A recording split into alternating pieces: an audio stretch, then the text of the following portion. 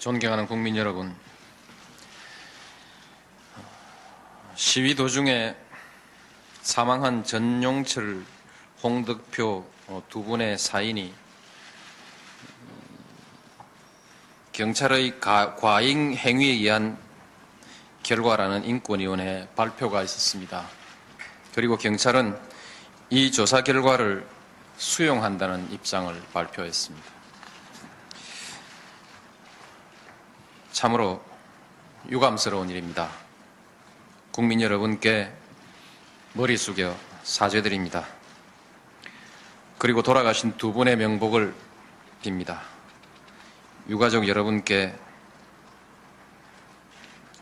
깊은 사죄의 말씀을 드리고 아울러 위로 말씀드립니다. 인권위원회의 권고에 따라서 정부는 책임자를 가려내서 응분의 책임을 지우고 피해자들에 대해서는 적절한 절차를 거쳐서 국가가 배상을 하도록 하겠습니다. 그리고 다시는 이런 일이 발생하지 않도록 한 번 더 다짐하고 또 교육을 강화하도록 하겠습니다.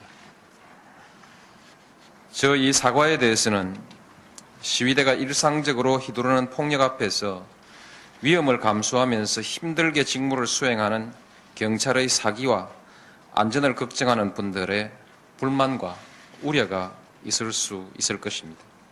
특히 자식을 전경으로 보내놓고 있는 부모님들 중에 그런 분이 많을 것입니다.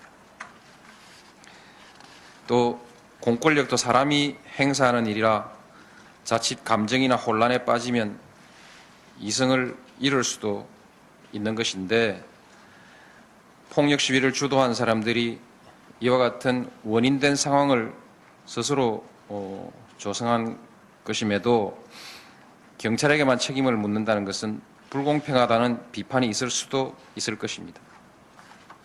그러나 공권력은 특수한 권력입니다.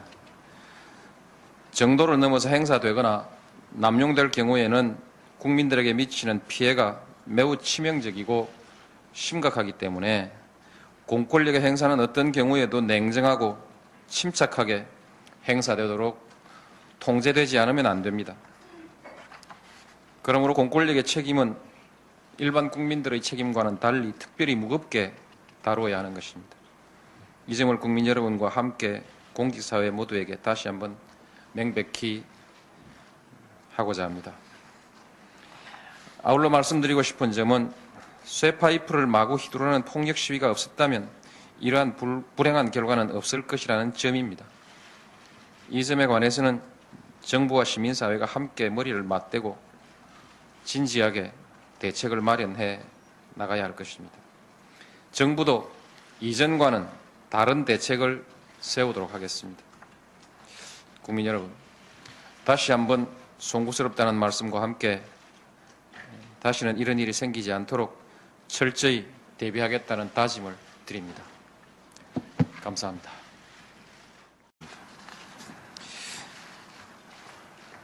참으로 유감스러운 일입니다. 국민 여러분께 머리 숙여 사죄드립니다. 그리고 돌아가신 두 분의 명복을 빕니다. 유가족 여러분께 깊은 사죄의 말씀을 드리고 아울러 위로 말씀드립니다. 인권위원회의 권고에 따라서 정부는 책임자를 경찰의 사기와 안전을 걱정하는 분들의 불만과 우려가 있을 수 있을 것입니다. 특히 자식을 전경으로 보내놓고 있는 부모님들 중에 그런 분이 많을 것입니다.